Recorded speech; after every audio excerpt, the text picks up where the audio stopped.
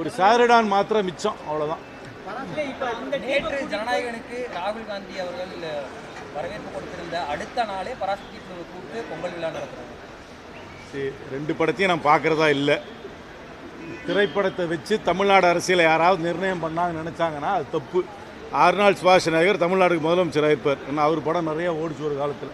அதனால் திரைப்படத்தை வச்சு நீங்கள் என்னமோ தமிழ்நாடு அரசியலையோ தமிழ்நாடு ஒரு நரேட்டிவையோ மக்களுடைய எதிர்பார்ப்பையோ மக்களுடைய மனநிலையோ யாராவது வெளிப்படுத்தலாம்னு நினச்சாங்கன்னா தமிழ்நாட்டு அரசியல் புரிதல் இல்லாமல் அவர்கள் நடந்து கொள்கிறார்கள் என்று தான் என்னுடைய அர்த்தம். இது என்னை பொறுத்த வரைக்கும் ரெண்டுமே ஒரு கமர்ஷியல் ஆர்கனைசேஷன்ஸ் படம் எடுத்திருக்காங்க.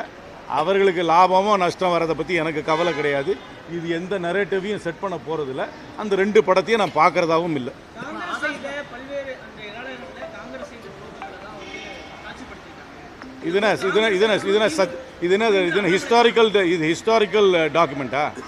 ஹிஸ்டாரிக்கல் டாக்குமெண்ட்டா? திரைப்படத்தில் வர்றது ஹிஸ்டாரிக்கல் டாக்குமெண்ட்டா? என்ன சிறந்த ஹிஸ்டாரியன்ஸ், அதாவது சரித்திரத்தை படித்தவர்கள், சரித்திரத்தில் ஆராய்ச்சி பண்ணவர்கள் இதை விளக்கியிருக்கிறார்களா? அதனால் தயவுசெய்து ட்ரிவியலைஸ் பண்ணாதீங்க பாலிடிக்ஸை. ஒரு 3 மணி நேரம் படமோ எனக்கு எவ்வளோ நேரம் கூட தெரியாது. 2 படமும் ஏதோ ஒரு நரேட்டிவ் செட் பண்ணுறாங்க.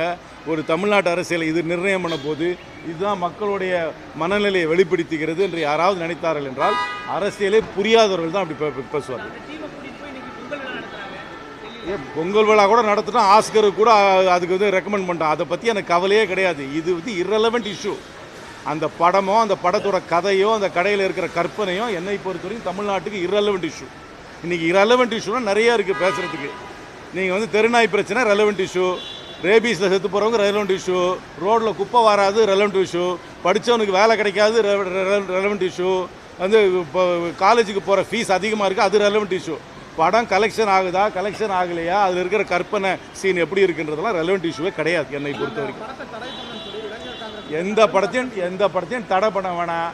மக்களுக்கு நல்லா தெரியும் எது உண்மை எது பொய்ன்னு தெரியும். அதனால சொல்லணேன், இதுக்கெல்லாம் இவ்வளோ சீரியஸாக எடுத்துக்க வேண்டிய விஷயமே கிடையாது. இப்போ படம் பார்க்குறவங்க போய் பார்ப்பாங்க, ஒரு என்டர்டெயின்மெண்ட், ஒரு பொழுதுபோக்கு, அவ்வளோதான். அதுக்கு மேலே எந்த ஒரு சீரியஸ்னஸும் இந்த 2 படத்துக்கும் கொடுக்க தேவையில்லை. நான் 2 படத்தையும் பார்க்குறதாவும் இல்லை.